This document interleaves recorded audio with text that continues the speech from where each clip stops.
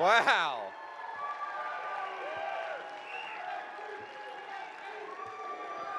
God.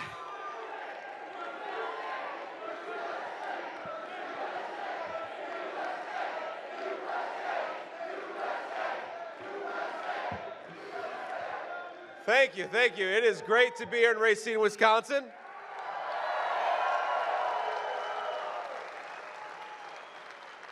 But it's going to be even better in 8 days because I think we're going to win the state of Wisconsin and make Donald Trump the next president of the United States. Now, we have a lot of incredible people helping us. I know we've got a lot of folks, just volunteers, just in this room, but I want to give a special shout out to a couple of people. In particular, you guys are very lucky in the state of Wisconsin to have a great United States Senator in Ron Johnson. Ron, where are you?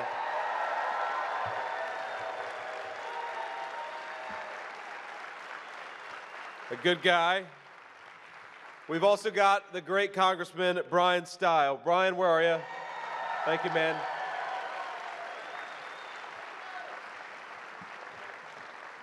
And last but certainly not least, the beautiful Usha Vance. Thank you, honey, for being here.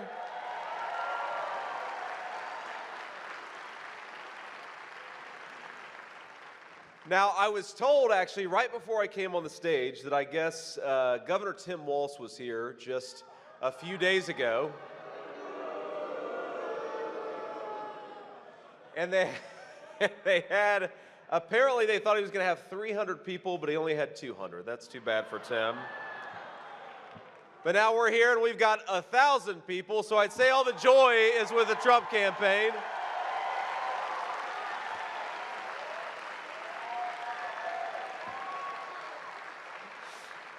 Now, why, of course, we ought to ask ourselves, why is the joy with the Trump campaign? And I think there's a couple things that we have that they don't. First of all, I'm actually proud of my running mate's record, and Tim Walz is ashamed of his running mate's record.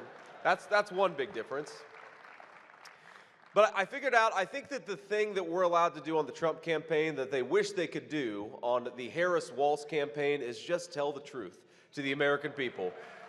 And, you know, there are all these little ways in which I think the dishonesty of the Kamala Harris campaign comes out, and some big ways too. But, you know, my favorite is I was reading a little bit about the news this morning, and I saw that Governor Tim Walz, they're going to appeal to the young men vote in the United States of America by playing Madden on the internet with AOC. That's their new strategy.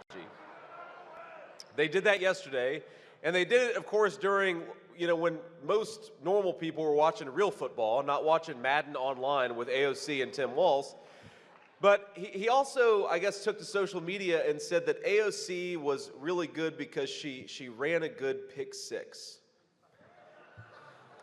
And I'm like, you know, I'm a casual football fan. I paid attention to the NFL and college football for most of my life, and I don't know what it means to run a pick six. You know, you would, for the football fans in the audience, you know, you would like run a spread offense or you'd run a West Coast offense. You don't run a pick six. A pick six is something that happens on the field. And this guy's supposed to be a football coach, and I thought to myself, maybe I actually know more about football than Governor Tim Walz.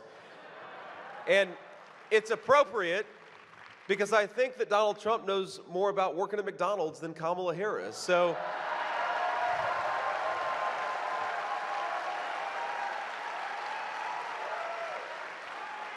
now those are the little dishonesties that they tell about their past, but of course there's some big dishonesties that are at the heart of the Kamala Harris campaign. And the number one most important dishonesty is that she has nothing to do with what's been going on in the United States of America for the last 3.5 years. Kamala Harris would have us all believe that she was nowhere near Joe Biden, that she's had nothing to do with Joe Biden, that she doesn't even know what Joe Biden looks like, even though she has been the sitting vice president for the last 3.5, 4 years, and she used to brag that every major decision of the Biden administration, she was the last person in the room. And of course, not sometimes just the last person in the room, but we know because we can check the record that Kamala Harris cast the deciding vote on trillions of dollars of new spending. And what happened when we spent all that money? Groceries, gas, housing became less affordable. When the government prints money and spends money that it doesn't have, all of us pay that terrible hidden inflation tax, and we have Kamala Harris to thank for it. And so it takes a special audacity, a certain shamelessness that I think can only come from a true career politician for her to stand up in front of the American people and say things like, on day one, I'm going to tackle the affordability crisis that's affecting American families. Or she'll say, on day one, we're going to make the border more secure. And I think all of us with an ounce of common sense are saying, Kamala, day one was 1,400 days ago. What have you been doing that whole time?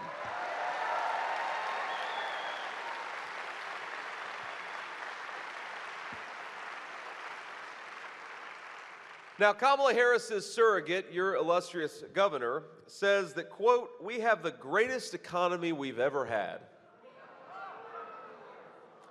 I don't even understand that argument. Here's the actual record. Over half of the counties in the state of Wisconsin have fewer jobs than before the pandemic, and manufacturing has been hit the hardest. And I know that Wisconsin is a proud state of American craftsmanship, so when folks lose those proud, dignified manufacturing jobs, it means, I think it hurts especially in states like Wisconsin, just like it hurts especially in states like Ohio. The cost of living is up 20% in the state of Wisconsin. The amount of money you're spending now to afford a life that you could have afforded when Donald Trump was president costs about $12,000 more per year. And in total, inflation has robbed Wisconsin families of about $28,000. That's the record of Kamala Harris. That is the record of the last 4 years. Is that the greatest economy we've ever had? So I think you'd all join me in saying, let's get back to the common sense economic policies of Donald J. Trump. Let's get back to prosperity in the state of Wisconsin and all across the United States.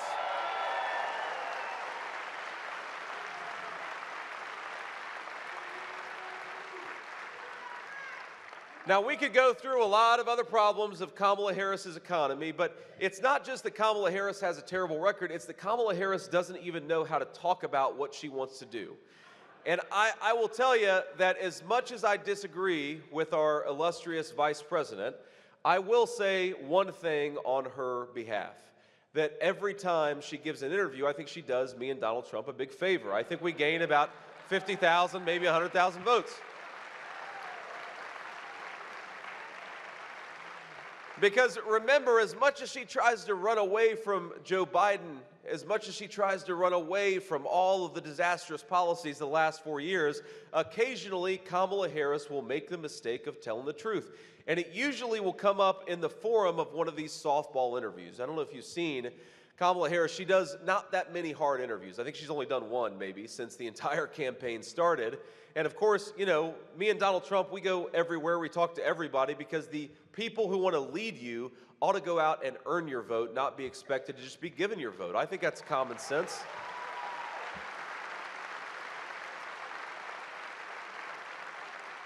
But, you know, Kamala Harris, during an interview with The View a couple of weeks ago, actually kind of gave away the ball game a little bit. And again, she does pretty much only softball interviews. But the problem with a softball interview is that you've still got to be able to hit a softball. And I don't know that Kamala Harris could hit a T-ball based on some of the conduct that we've seen over the last few weeks. Because remember, she's trying to say that she's had nothing to do with the policies of the last 4 years. So they give her the ultimate slow pitch right over the middle. They say, what would you have done differently? Name one thing that you would have done differently than Joe Biden, and she says, nothing comes to mind. Now, to be fair, I do think that could be the slogan of the Harris-Walz campaign, nothing comes to mind, but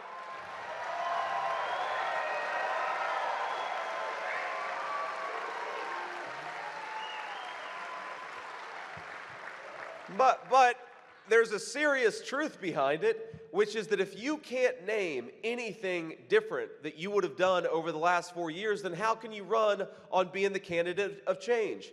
How can Kamala Harris stand before the American people and claim that she is going to fix the affordability problems that she herself caused? How can she say that she's going to secure the border when she herself opened the border? How can Kamala Harris say that she's going to bring peace back to the world when it's her weakness on the world stage that has invited chaos and war to break out all over the globe? And the answer, my friends, is that she can't. So in 8 short days, I'd like you to help me and join me in saying, "You're fired" to Kamala Harris. Go back to San Francisco where you belong.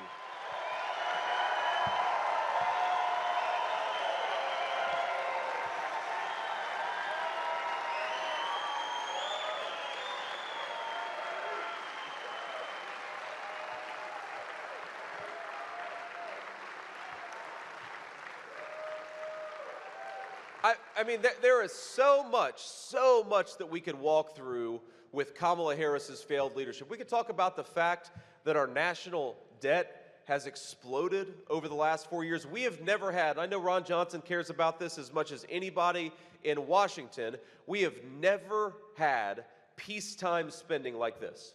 You know, usually when you have a government spending like a drunken sailor, they at least have the excuse of a war. Kamala Harris doesn't even have that excuse. She's spending like it's World War III, and frankly, with her policies, she may walk us into World War III, but thank God we're not there yet, and yet she's spending like we are. Credit card delinquencies are at 9% in the United States of America. That means that about 1 in 11 of our fellow citizens are so strapped for cash that they can't even pay their bills. Auto mortgages are delinquent by about 8%. That means about 1 in 12 of our fellow citizens can't make their car payment. My friends, we could do so much better. We got to get back to the president who delivered the fastest rising take-home pay in a generation, the president who secured the border, the president who had inflation at 1.5%, and that's Donald J. Trump, and we're going to get him elected in 8 short days.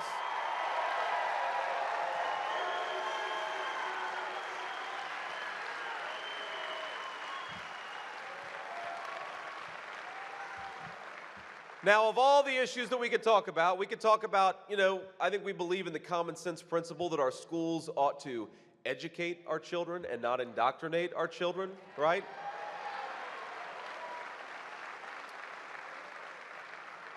We believe in the common sense principle that America's troops ought to be used for our national security, that we shouldn't be the policemen of the world. I think most of us probably agree with that.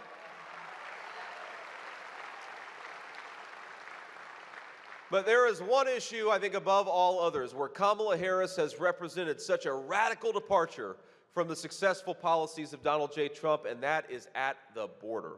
And what a disgrace what's going on at the American southern border. You know, when I became the vice presidential nominee, one of the first trips that I made to Wisconsin, I talked to a lot of local police officers and sheriffs, and they told me that they had recently arrested a Mexican drug cartel member an hour north of Milwaukee, Wisconsin.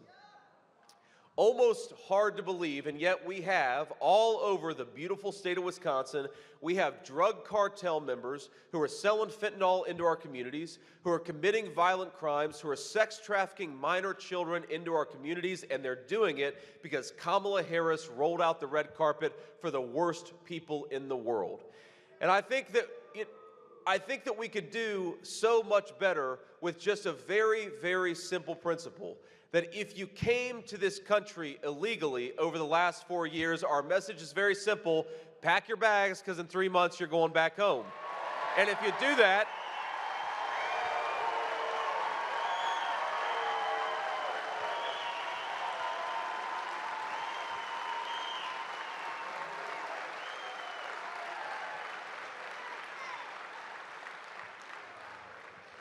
because since 2020, you know that opioid deaths have doubled in this country. It's now the leading cause of death of our young people is drug overdoses, and most of the drug overdoses are caused by fentanyl brought into this country by Mexican drug cartels. Now, we talk about that problem all the time, and rightfully so, and my family was very personally affected by this. It's one of the reasons why I care so much about it. Now, I was raised by my grandmother, and the reason I was raised by my grandmother is because my mom struggled with addiction. And I'm proud to say that Mom has now been almost 10 years clean and sober, and that's an incredible grace. God bless you. Thank you.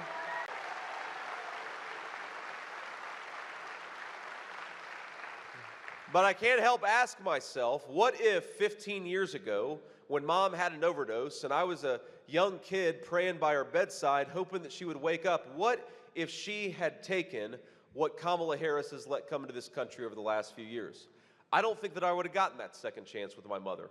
And when you look at the number of people who are dying from this poison, we know that there are hundreds of thousands of American citizens who haven't gotten that second chance over the past 3 years.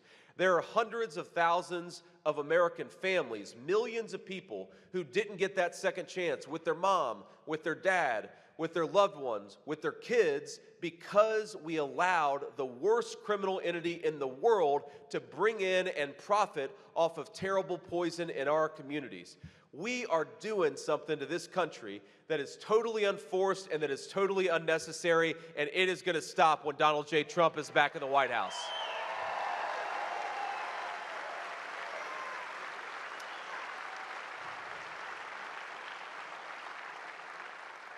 But that is a problem, fentanyl, that we talk about a lot, and again, we talk about it a lot, rightfully so, but we don't talk about some of the other problems that come from that wide open southern border.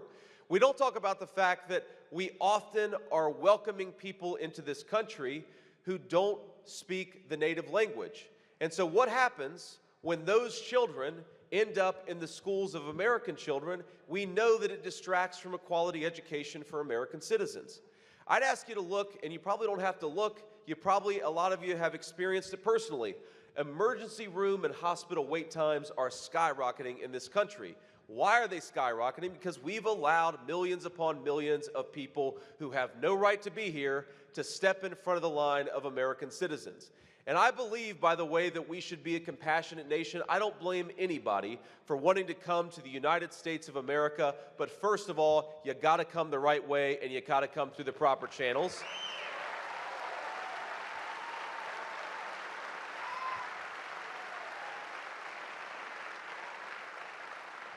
And second of all, and this is very, very important, you know who I do blame? I blame Kamala Harris and her open border. So let's say to her in 8 days, you're fired. Get the hell out of there. We want somebody who actually cares about America's citizens.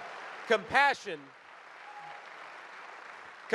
is a very good thing, my friends, and I believe that we are a compassionate and generous country. In fact, I believe that we are the most compassionate and the most generous country in the history of the world. But our compassion and our generosity must start with our fellow Americans, our fellow citizens. That is where our leaders should focus, especially given how screwed up the world is in 2024.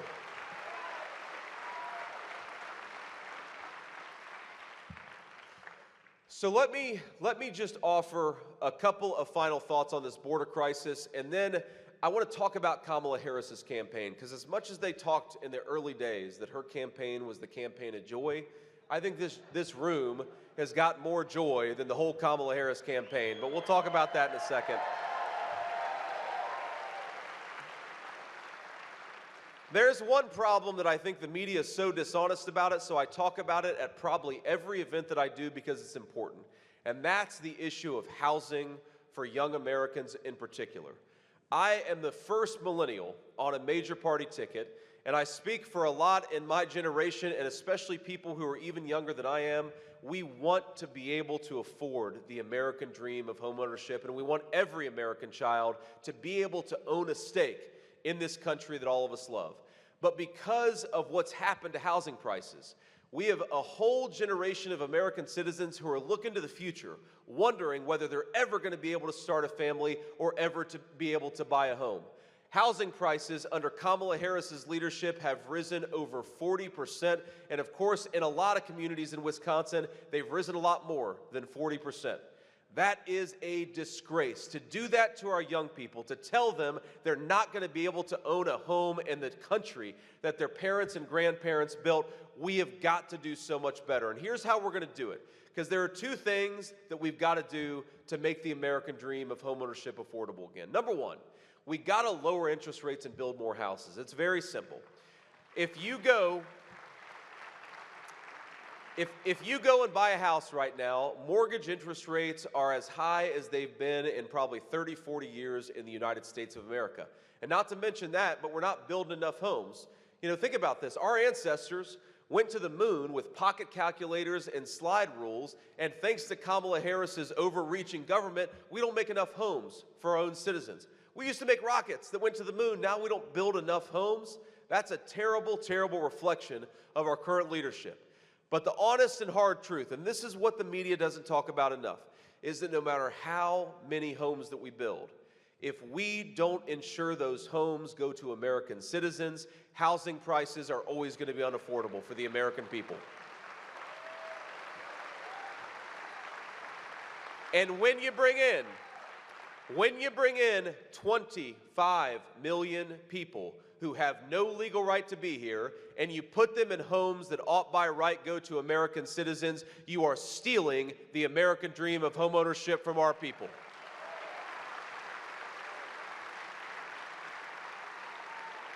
So while Donald Trump and I will fight to lower mortgage interest rates, we are also going to fight to build more homes. We are most importantly going to fight to ensure that American homes go to American citizens and our young people will be able to afford the American dream again.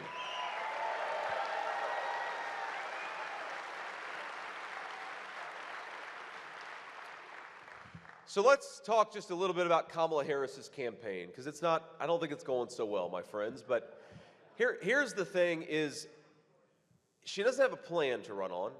She doesn't have a record to run on. And when they ask her what she's going to do to solve the many problems that the American people are facing because of her broken leadership, Kamala Harris, they'll say, what are you going to do to tackle the inflation crisis confronting our citizens? And by the way, when you ask President Trump that question, you ask me that question, the most important thing specifically that we can do to lower prices for our citizens is drill, baby, drill. Unleash American energy, and that is the most important thing. Now, because think about this, if a truck driver who delivers the groceries to the grocery store is paying 45% more for diesel, then all of us are going to be paying more for groceries. Or if the guy who delivers the lumber and the building materials to a job site is paying 40% more for gasoline, then all of us are going to be paying more for the homes that get built at that job site. So the most important thing we can do is just unleash America's energy workers, and Kamala Harris is proposing to do the exact opposite, which is probably why, when they ask her what her specific plan, what does she want to do, no slogans, to solve the inflation crisis for the state of Wisconsin and the American people, she'll say, well, I grew up in a middle-class family. And I'm sitting there watching going, wait a second, you didn't answer the question. What are you going to do for those middle-class families so they can afford groceries and housing again? And if you don't have a specific answer to this question, you belong nowhere near the Oval Office of this country.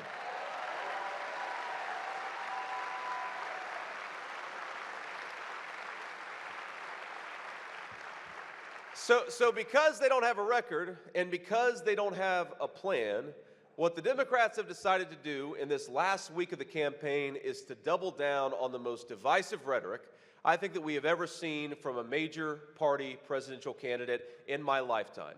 Because as much as Donald Trump and I have criticized Kamala Harris, and we'll criticize their plans, we'll criticize their disgraceful open border, Donald Trump and I want to be president of the whole United States of America. Even if you voted the wrong way, or will vote the wrong way in 8 days, we're still going to fight for you, and we're still going to fight for your interests. But here's the thing. That's not what Kamala Harris is saying. Kamala Harris has decided that she's not just going to attack me and President Trump, that she's going to attack the people who are voting for me and for President Trump, and I think that is a disgrace. We had a big rally yesterday in Madison Square Garden. It was very fun. We had a good time.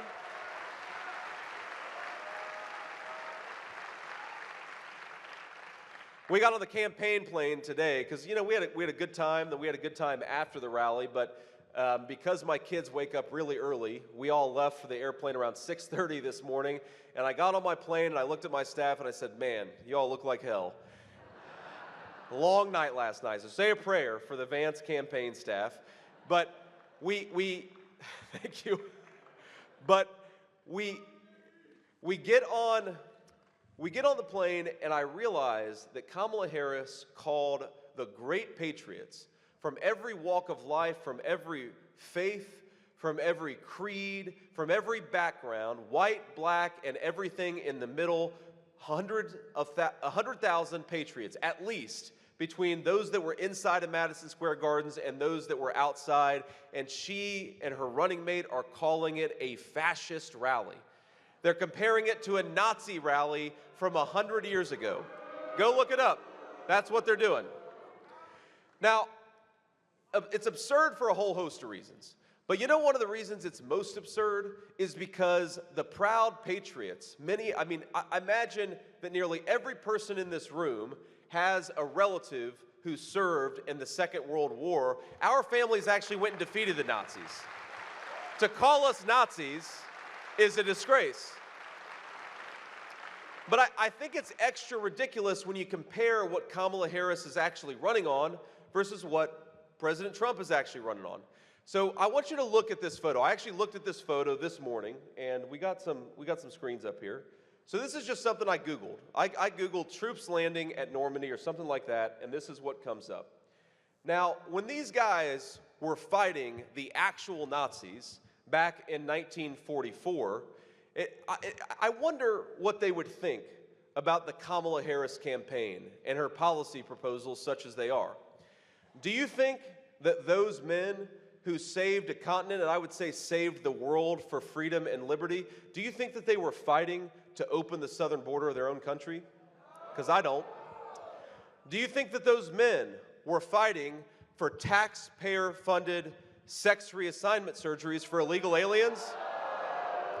I'd like Kamala Harris to go back in time and hop on that boat and say that she wants taxpayer-funded sex reassignment surgeries for illegal aliens. And I'd like to hear the response of those brave men. Because I'll tell you, you got to be very precise with political language, okay? And so I decided to look up what is the exact phrase that I would use for a person who thinks those brave men were fighting for what Kamala Harris is fighting for today. And I looked in the dictionary, I thought very hard about it, and I came up with the perfect term. If you think those brave men were fighting for an open border and sex change surgeries for illegal aliens, the proper term for you is dipshit. And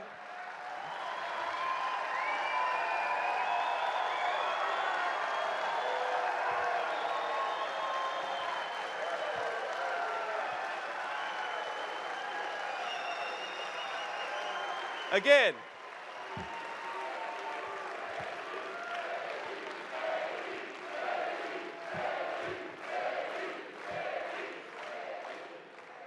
you got to be precise with your language in politics. The media is very tough. You got to choose the right words. And I apologize if there are any kids out there, but my mamaw cussed a lot. I turned out okay. So one final thought, and then we'll take a few questions from the local reporters. We've had a lot of fun here, and most importantly, we're having fun in the service of something, which is saving this country and making sure our fellow citizens can afford the American dream again. That's really all this is about. We're trying to make it so that if you work hard and play by the rules, you can afford a decent life. And that's economic principles, that's securing that southern border so we have safe neighborhoods, that's making sure that we have a more peaceful world. All these things are necessary to live in a good life, but we're not going to do it unless we change the leadership of Washington, D.C. So I want to make 3 requests to you before we kick this over to the media. Number 1, I want you to post about this event on social media or text it to your friends, whatever method of communication you use. Talk about what you heard here and talk, most importantly, about why you're voting for Donald J. Trump for President of the United States. That's number 1. Number 2, there's a website called swampthevoteusa.com. That's swampthevoteusa.com.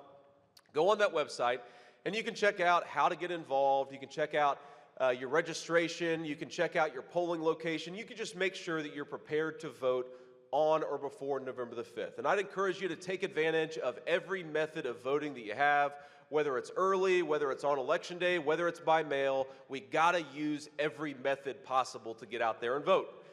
And here's the third request that I'm gonna make of you.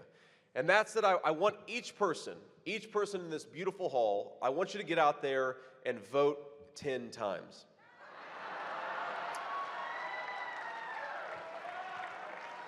Ron, Ron just shot me a look. He said, we're Republicans. We only vote once. Here's the way you're going to vote the legal way 10 times is you're going to take yourself to the polls and take 9 of your friends and family with you. And I want every person to make sure that happens by Election Day.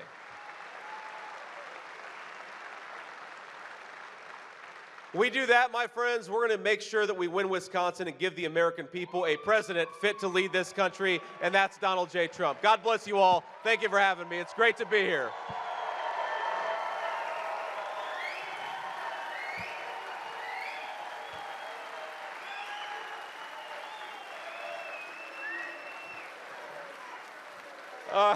All righty.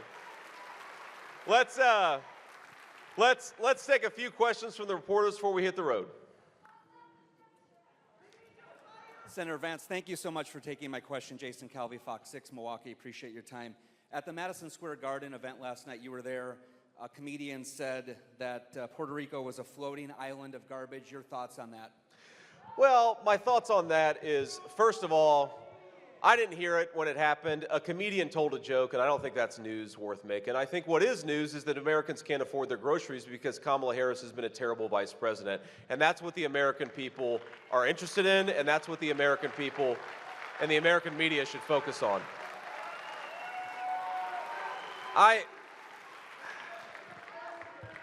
Look, maybe I'm old-fashioned, or maybe I just grew up with a grandmother who had an especially foul mouth. But you know what I do? You know what I do when I think a joke is dumb or not funny? I don't laugh. I don't create a fake outrage cycle to distract from the fact that our fellow Americans can't afford to buy housing. That is outrageous, and that's something to be offended by. I'm a hell of a lot more offended that my fellow Americans can't afford to buy groceries or pay their credit card debt. That's more offensive than what a comedian said at Madison Square Gardens. And I'm most offended that Kamala Harris opened the American southern border and allowed tens of thousands of our fellow citizens to die of overdoses. That's not a joke. That's real life, and that's what we ought to focus on.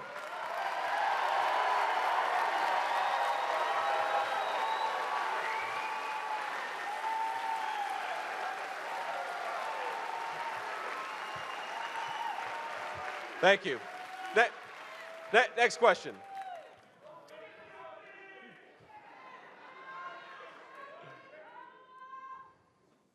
Thank you, Senator Ricardo Torres, Milwaukee Journal-Sentinel.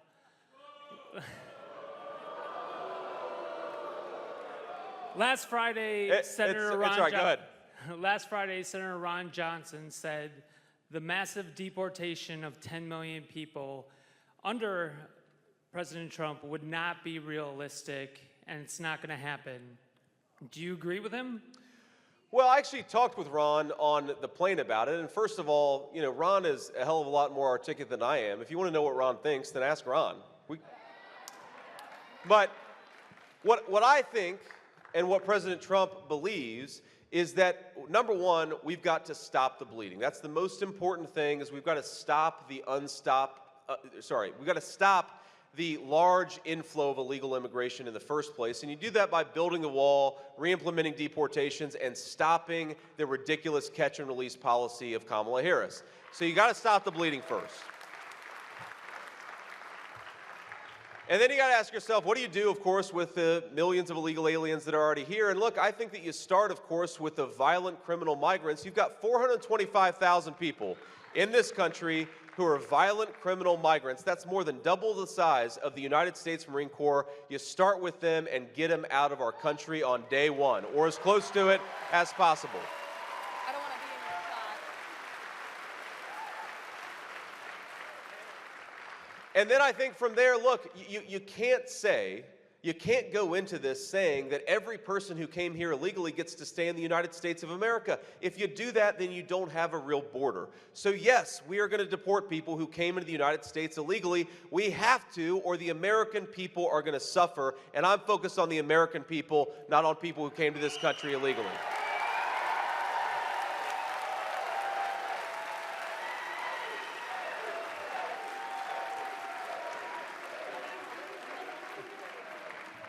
And just practically, there are a couple of things that you can do. First of all, we ought to make it harder for illegal aliens to work in the United States of America. We want people who are working, but legal. We want legal residents and citizens to be working in this country, not illegal labor. And I think that if you do that, combined with some real law enforcement, and by the way, every time I go to a local community, the local officers are telling me we would love to help the federal government with immigration enforcement because they're being overwhelmed.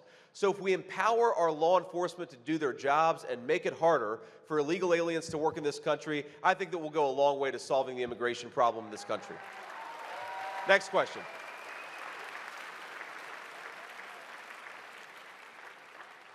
Good evening, Senator Vance. My name's Adam Reif with CBS 58 in Milwaukee. This state was decided by about 20,000 votes 4 years ago, and about 23,000 4 years before that.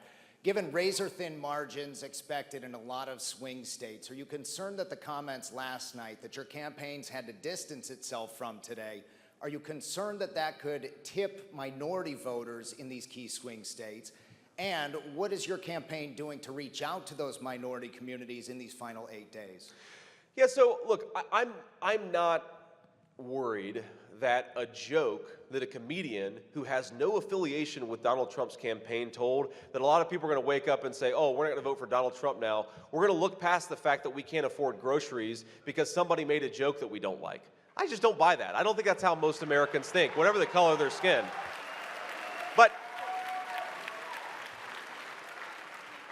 you know, I think the answer, how are we trying to reach out to people of color in Wisconsin and everywhere else? I think, look, every individual is different. Every individual community is different. I think what I've found is that a lot of Latino folks that we're reaching out to, they're really worried about the cost of goods. They're really worried about not being able to afford groceries. And a lot of them are devout Christians who are really worried that Kamala Harris has made it harder for them to practice their faith and raise their children as they see fit. So we're talking a lot about religious liberty to our Hispanic community.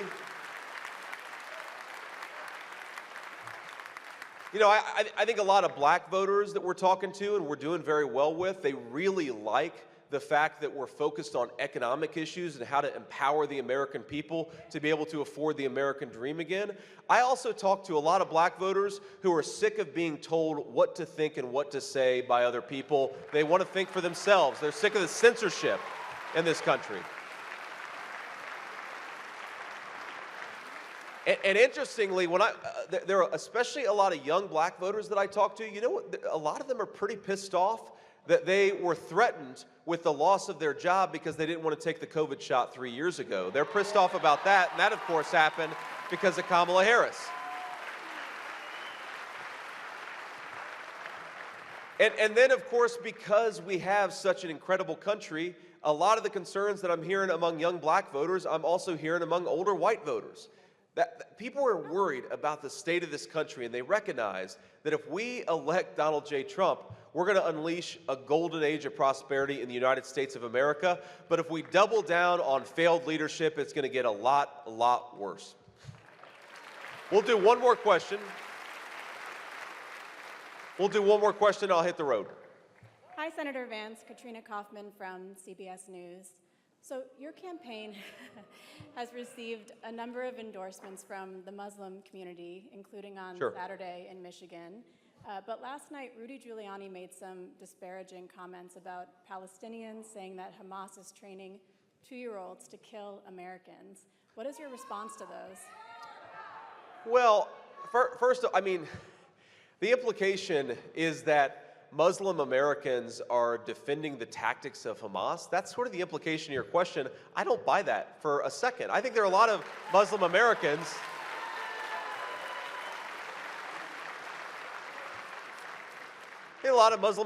who may disagree with, you know, certain policies of the Trump administration. They may disagree with certain policies of Israel, for example. But most Muslim Americans, like most Americans, I believe are good people who want to live in a safe and secure and prosperous country. And they can disagree. Look, we can disagree on issues, but I just don't buy the idea that Muslim Americans are sitting out there thinking, well, we're super pro-Hamas. I think that the reason they're coming behind Donald J. Trump, and it's interesting, Because I think for the first time in this country's long history, of course, the Middle East has been a basket case for 50 years. I think you can make a really good argument that whether you're a Jewish American who's very pro-Israel, and to be clear, I'm a pro-Israel guy, or whether you're a Muslim American who doesn't always agree with Israel, Donald Trump is actually the best candidate for both of those two camps. And why is that? Because Donald Trump is the candidate of peace through strength, and Kamala Harris is the candidate of war and chaos.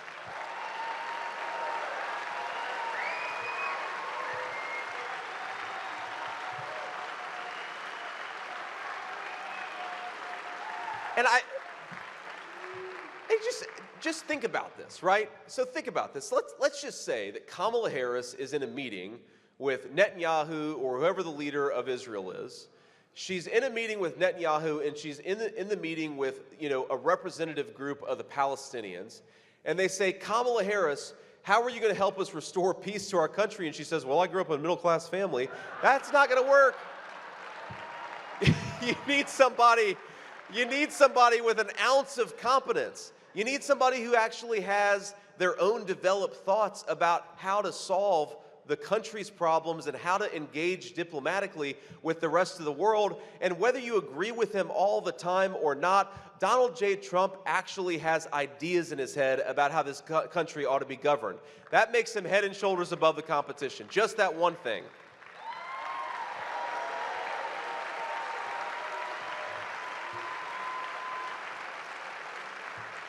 So let me leave you with this final thought here, and it's very simple. If you think about what this election is about, you don't have to agree with me on every issue. You don't have to agree with Donald J. Trump on every issue, but think about the big tent coalition that we've assembled. On the right, we've got people like Brian Kemp, Nikki Haley. On the left, we've got people like Tulsi Gabbard and Bobby Kennedy. This is the common sense coalition that's ready to take this country in a more positive direction. But it's very simple. Kamala Harris broke it, and Donald Trump will fix it.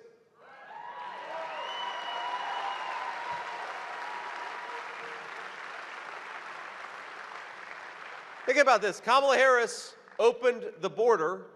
Kamala Harris broke the border, and Donald Trump will fix it by closing it down.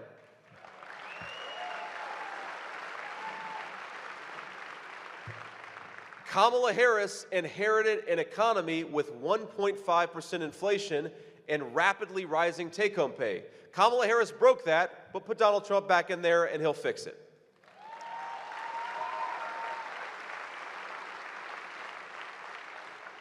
Speaking of the Middle East, we had peace in Europe. We had a much more peaceful situation in the Middle East. We had peace in East Asia. Kamala Harris broke the world security situation, and Donald J. Trump will fix it. It's very simple.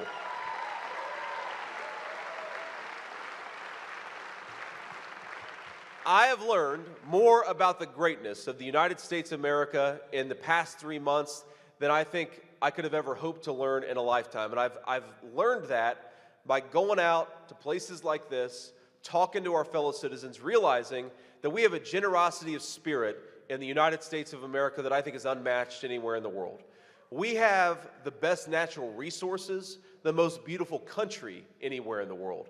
The only thing that is broken about the United States of America is Kamala Harris's failed leadership. Let's fix that on November the 5th. God bless you all. Thank you. Thank you for having me, and let's get our guy over the finish line. Thank you.